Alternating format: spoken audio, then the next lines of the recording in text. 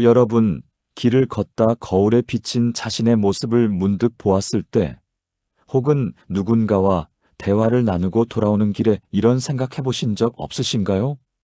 혹시 내가 방금 너무 말이 많았던 건 아닐까? 나도 모르게 대접받으려고만 한 건 아닐까? 아니면 내가 자식한테 또 잔소리를 한 건 아닐까? 이런 생각이 드셨다면 오늘 영상을 잘 찾아오신 겁니다. 우리는 모두 나이가 들수록 멋있어지고 싶습니다. 자식에게는 존경받는 부모가 되고 싶고, 후배들에게는 닮고 싶은 선배가 되고 싶죠. 그런데 현실에서는 어떤가요? 나이가 들수록 주변 사람들이 하나둘 멀어지고, 심지어 자식들조차 만남을 꺼리게 되는 경우를 종종 봅니다. 이것은 단순히 몸이 늙어서가 아닙니다. 나도 모르게 배어나오는 추해 보이는 행동 때문입니다. 내가 나이가 몇인데 내가 누군지 알아. 이런 말 뒤에 숨은 마음이 우리의 품격을 조금씩 갉아먹고 있는 거예요. 오늘 이 시간에는 타산 정약용 선생의 가르침을 통해 노년에 우리가 반드시 버려야 할 행동 3가지를 짚어보려 합니다. 조금 따끔하게 들릴 수도 있어요. 하지만 이 이야기를 끝까지 들어주신다면 오늘 이후 자식도 주변 사람도 달라진 당신을 느끼게 될 겁니다. 나이가 든다는 것은 멋있어지는 과정이어야 합니다. 세월이 쌓일수록 더 편안하고 더 따뜻하고 더 함께 있고 싶은 사람이 되어가는 것. 그 길이 어떤 것인지 지금부터 함께 살펴보겠습니다. 첫 번째입니다. 입만 열면 과거 자랑과 고생 이야기를 늘어놓는 것입니다.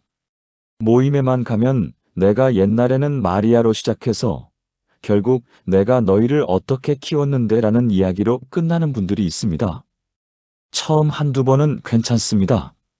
그분의 지나온 삶이 느껴지고 고개가 끄덕여지기도 해요. 그런데 그게 만날 때마다 반복되면 듣는 사람들은 조금씩 마음 문을 닫기 시작합니다. 속으로는 이렇게 생각하게 돼요. 또 그 이야기구나.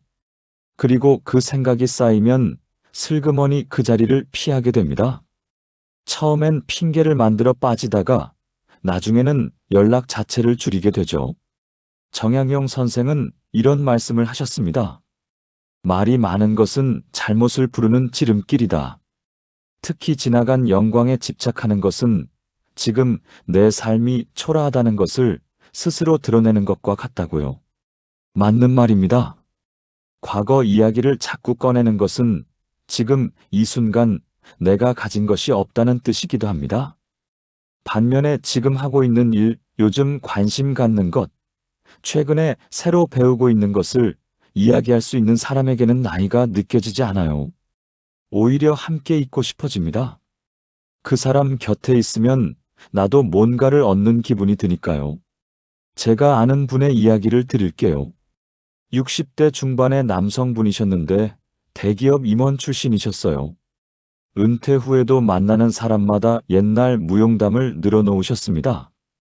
회사 다닐 때 얼마나 잘 나갔는지, 어떤 큰 프로젝트를 이끌었는지, 부하 직원이 몇 명이었는지.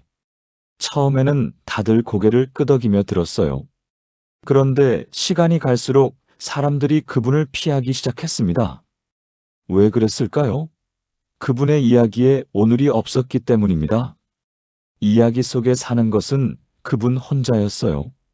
듣는 사람들은 그 이야기 속에 들어갈 자리가 없었습니다. 그분의 과거에 함께하지 않았으니 공감도 점점 어려워졌던 거예요. 반면에 비슷한 나이에 비슷한 경력을 가진 다른 분이 계셨는데 그분은 달랐어요. 요즘 텃밭 가꾸는 게 재미있다고 하셨고 처음 해보는 수채화가 어렵지만 즐겁다고 하셨어요. 지난주에 읽은 책 이야기를 하시면서 어떻게 생각하냐고 물어보셨습니다. 그 자리에 있던 사람들이 자연스럽게 이야기에 끼어들게 됐어요. 같이 웃고 같이 고민하고 모임이 끝나고 나서도 오늘 재미있었다는 말이 나왔습니다. 두 분의 차이가 느껴지시나요? 과거를 이야기하는 분은 혼자 말하고 혼자 끝납니다. 하지만 오늘을 이야기하는 분은 함께 대화가 됩니다. 같은 나이, 같은 경력이라도 어떤 이야기를 하느냐에 따라 그 사람이 주는 느낌이 완전히 달라지는 거예요. 자식들과의 관계에서도 이 부분이 매우 중요합니다. 내가 너를 어떻게 키웠는데, 내가 얼마나 고생했는데, 이 말을 한두 번 하시는 건 자식들도 이해합니다. 그런데 그게 습관처럼 반복되면 자식들은 그 말에서 다른 것을 느끼기 시작해요. 사랑이 아니라 빚독촉처럼 느껴진다고 하더라고요. 내가 이만큼 했으니 너희도 이만큼 해야 한다는 압박감이요. 제가 아는 어떤 분의 자녀가 이런 말을 했어요. 어머니가 고생 이야기를 하실 때마다 나도 모르게 몸이 굳어진다고요. 감사한 마음보다 죄책감이 먼저 든다고 했습니다. 그게 어머니가 원하시는 반응은 아니었을 거예요. 그런데 그렇게 됐습니다. 또 이런 경우도 있습니다. 명절에 온 가족이 모인 자리에서 아버지가 옛날 이야기를 꺼내기 시작하면 자녀들이 눈치를 보기 시작한다고 해요. 언제 끝나나, 이번엔 또 어떤 이야기가 나오나 하고요. 그 분위기가 쌓이면 명절 자체가 부담이 됩니다. 오고 싶지 않은 자리가 되는 거예요. 고생한 이야기는 한두 번으로 족합니다. 자식들은 이미 알고 있어요. 말로 하지 않아도 알고 있습니다. 그것을 자꾸 꺼내면 알고 있던 감사함도 조금씩 지워집니다. 그리고 한 가지 더 말씀드리고 싶은 것이 있습니다. 과거 이야기가 습관이 된 분들 중에 사실 본인도 그걸 알고 계신 경우가 있어요. 이야기를 꺼내놓고 나서 스스로도 또 했구나 싶은 거예요. 그런데 멈추기가 어렵습니다. 왜냐하면 그게 지금 나를 지탱하는 이야기이기 때문이에요. 지금 이 순간에 내 자신이 가치 있다고 느끼게 해주는 유일한 것이 과거의 내 모습이기 때문입니다. 그 마음을 충분히 이해합니다. 하지만 과거의 나로 지금을 살면 지금의 내가 작아집니다. 지금의 나를 새롭게 만들어 가십시오. 작은 것이라도 좋아요. 오늘 처음 해본 것, 오늘 새로 알게 된 것, 그것이 오늘의 당신을 이야기하는 재료가 됩니다. 침묵은 노년이 가질 수 있는 가장 품격 있는 태도입니다. 말하지 않아도 전해지는 것이 있어요. 오히려 그게 더 오래 남습니다. 지금 이 말씀을 들으시면서 혹시 내가 자꾸 반복하는 이야기가 있다는 것을 느끼시는 분이 계신가요? 그 이야기를 마지막으로 한 것이 언제였는지, 그리고 그 말을 들을 때 상대방 표정이 어땠는지 한번 떠올려 보시기 바랍니다. 두 번째입니다. 대접받는 것을 당연하게 여기고 부끄러움을 잃어버리는 것입니다. 나이가 들면서 조금씩 생기는 습관이 있습니다. 계산할 때 자연스럽게 뒤로 빠지는 것, 누가 사주겠지 하고 기다리는 것, 자식이 해주는 것을 당연하게 받아들이는 것. 한 번은 괜찮습니다. 그런데 그게 습관이 되면 주변 사람들 눈에 보이기 시작합니다. 그리고 한 번 그렇게 보이기 시작하면 그 인상은 쉽게 바뀌지 않아요.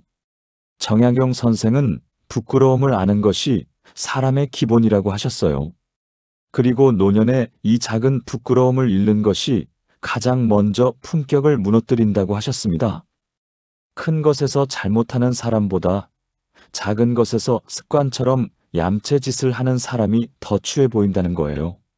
제가 아는 분의 이야기를 드릴게요. 70대 초반의 한 남성분이 계셨는데 동네 모임에서 항상 나이가 제일 많으셨어요.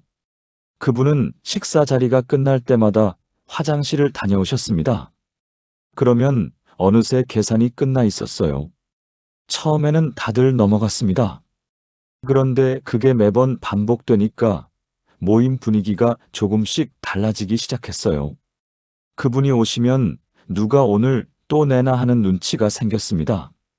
결국 모임 사람들이 하나둘 빠지기 시작했고 그분이 참석하는 날에 다른 약속을 잡는 분들이 생겼어요. 그분은 아마 모르셨을 거예요. 자신이 그런 사람으로 보인다는 걸요. 또 다른 경우도 있습니다. 서빙하는 분들이나 가게 직원들에게 함부로 대하는 분들이 계세요.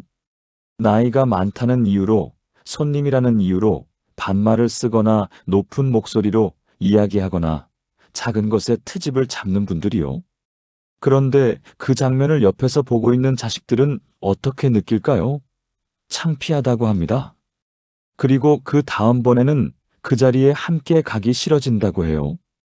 부모님과 같이 밥 먹으러 나가는 게 편하지 않다는 느낌이 생기기 시작하는 겁니다. 그게 쌓이면 함께하는 시간 자체가 줄어듭니다. 자식들은 부모님의 통장 잔고를 보는 것이 아닙니다. 부모님이 어떤 사람인지를 봅니다. 작은 자리에서 어떻게 행동하는지, 어떤 말투로 사람을 대하는지를 보고 있어요. 그것이 부모님에 대한 이미지를 만들고 함께 있고 싶은지 아닌지를 결정하게 됩니다. 제가 아는 다른 분의 이야기를 드릴게요. 60대 후반 여성분이셨는데 자녀들이 그분을 참 잘 모셨어요. 명절마다 찾아왔고 생신도 꼭 챙겼습니다. 주변에서 왜 그 집 자녀들은 저렇게 잘하느냐고 했는데 자녀들한테 물어봤더니 이렇게 대답했대요. 어머니가 우리한테 한 번도 해줘야 한다고 하신 적이 없어요. 오히려 항상 미안하다, 고맙다 하세요. 그러니까 더 하고 싶어지죠. 또 이런 말도 했어요.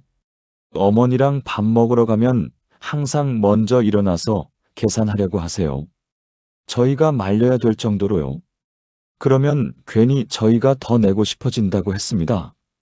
그리고 다음에 또 모시고 싶어진다고요. 맞습니다. 대접받으려 애쓰지 않을 때 진짜 대접이 옵니다. 이게 역설처럼 들리지만 실제로 그렇습니다. 내가 먼저 베풀고, 내가 먼저 감사하고, 내가 먼저 계산대로 걸어가는 그 작은 행동이 당신을 품격 있는 어른으로 만듭니다. 큰 돈이 아니어도 됩니다. 마음이 먼저 움직이면 됩니다.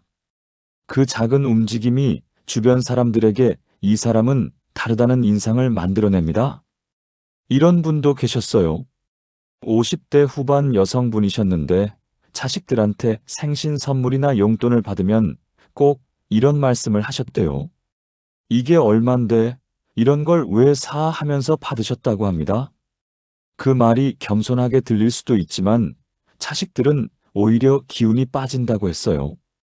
기쁘게 받아주시면 우리도 기쁜데 왜 이런 것을 사왔냐고 하시면 다음엔 뭘 해드려야 하나 모르겠다고요. 그분이 그 이야기를 듣고 나서 달라지셨대요.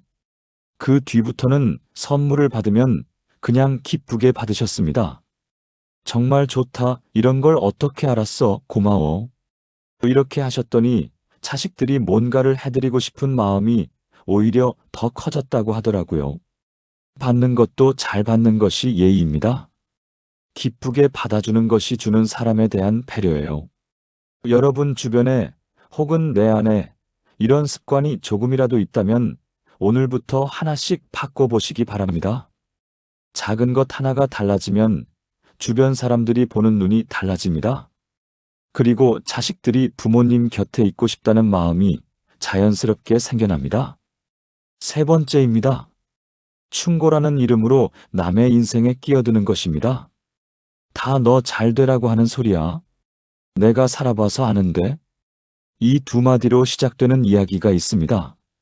자식의 직장 선택, 배우자 문제, 육아 방식, 손주 교육까지 내 방식대로 이래라 저래라 하는 것입니다. 사랑해서 나오는 말이라는 걸 압니다. 정말로 잘 됐으면 해서 하는 말이라는 것도 알아요. 그런데 받는 사람 입장에서는 그게 조언이 아니라 지시로 들립니다. 쇼펜하우어는 이런 말을 했습니다.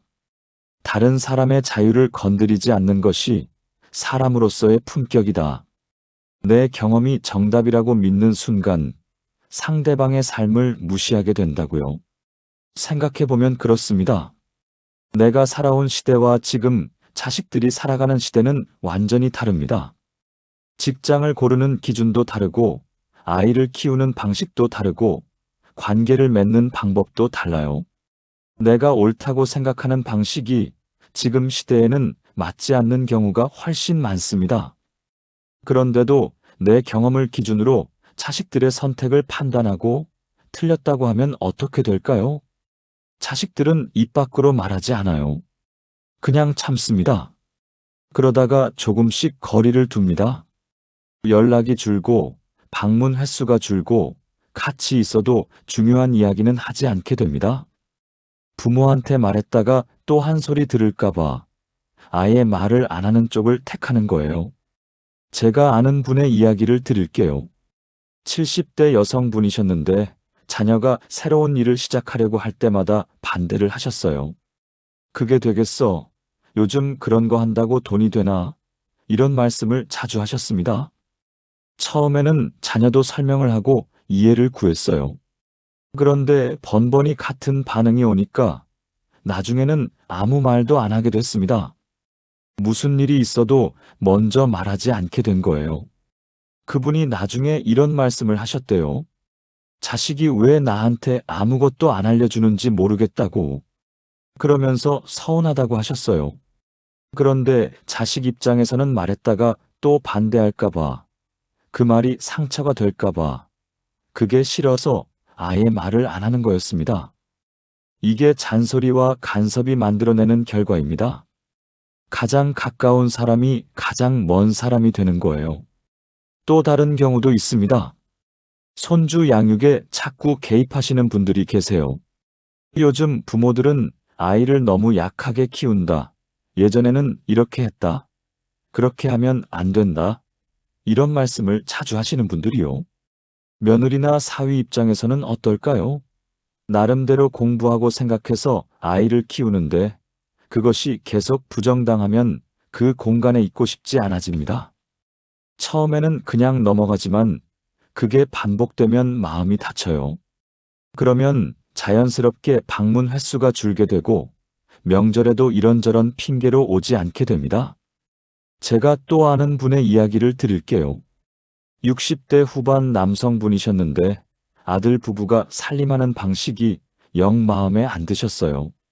올 때마다 이건 이렇게 해야 하고 저건 저렇게 해야 하고 아이는 이렇게 키워야 한다고 말씀하셨대요. 처음에는 아들 부부가 고개를 끄덕이며 알겠다고 했는데 어느 순간부터 방문 횟수가 줄었어요. 오더라도 짧게 보고 갔고 아이를 잘 데려오지 않았습니다.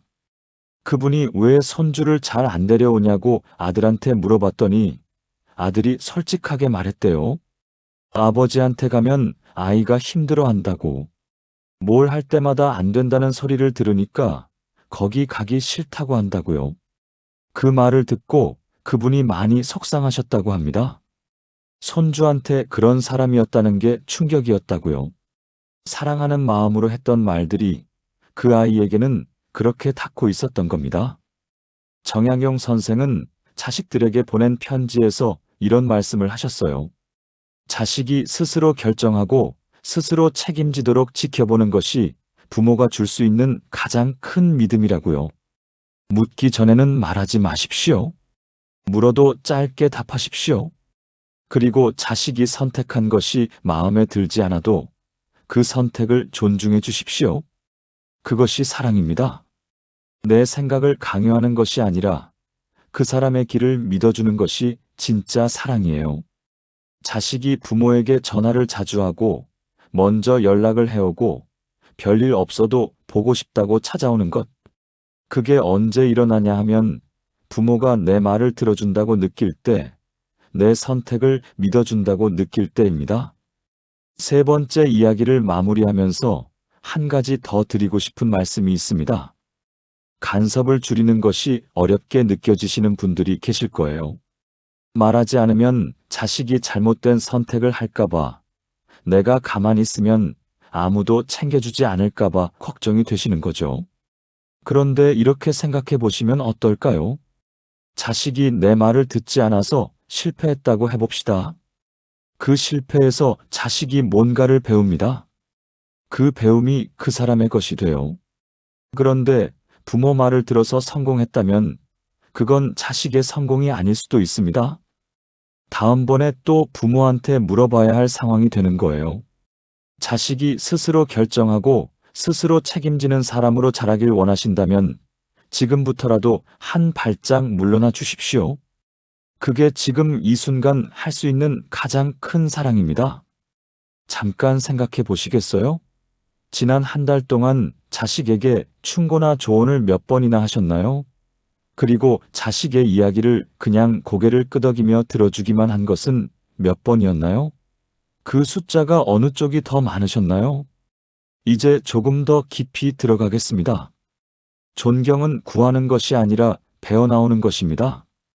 우리가 추해 보이는 이유가 뭘까요? 무언가를 자꾸 얻으려 하기 때문입니다. 인정을 얻으려 하고, 대접을 얻으려 하고, 사랑을 확인받으려 합니다. 그 마음이 과거 자랑으로 나오고, 대접받으려는 태도로 나오고, 충고라는 이름의 간섭으로 나옵니다. 정약용 선생은 유배지에서 자식들에게 보낸 편지에서 이런 말씀을 하셨어요. 스스로를 엄하게 다스리는 사람은 남에게서 존경을 구하지 않아도 된다.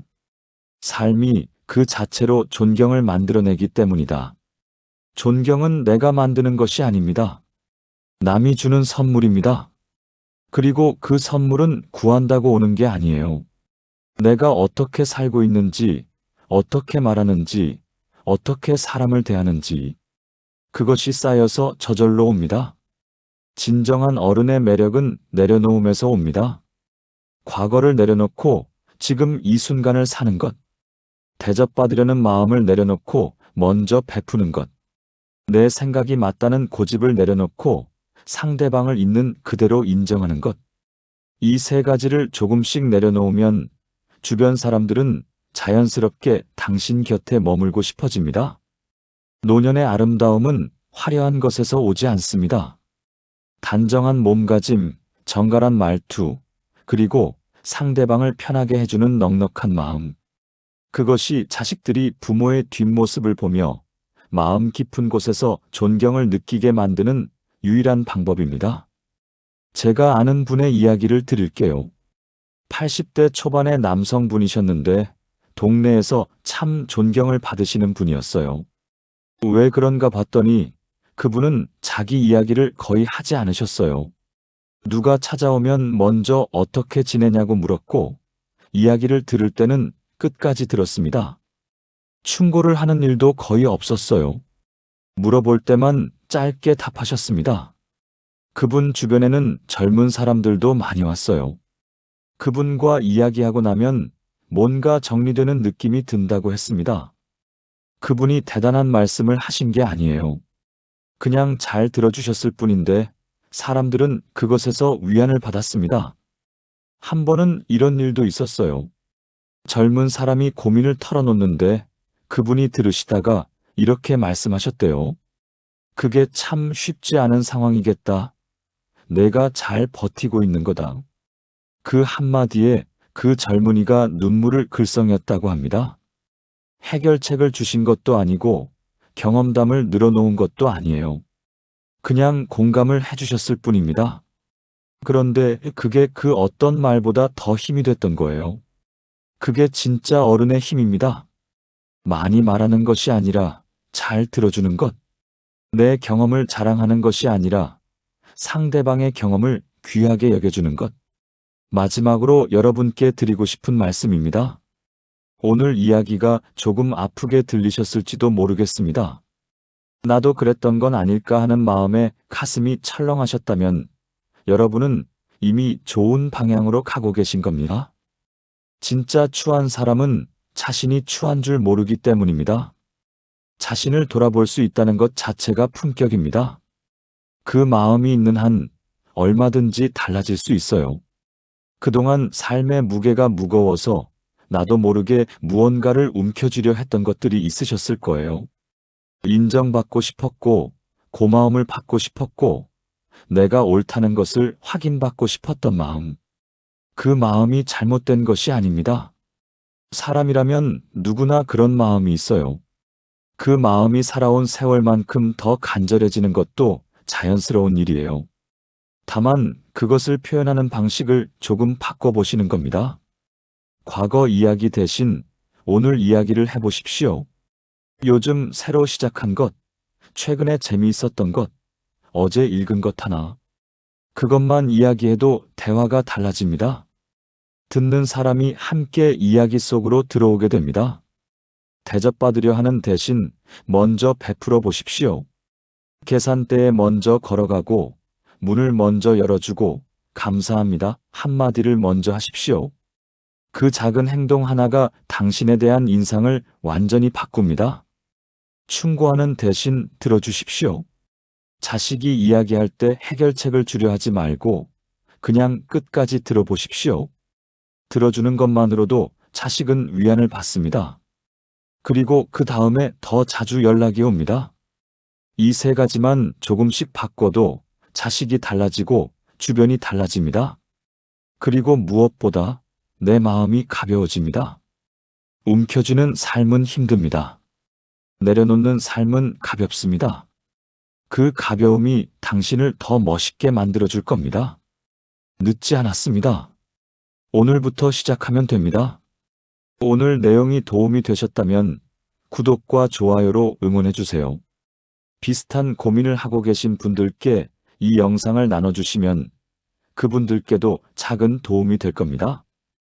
다음 영상에서는 잘해줘도 만만하게 보는 사람 대처법, 내 호의를 당연하게 받아들이는 사람에게 흔들리지 않는 지혜에 대해 이야기해 보겠습니다. 오늘도 품격 있는 하루 되십시오. 감사합니다.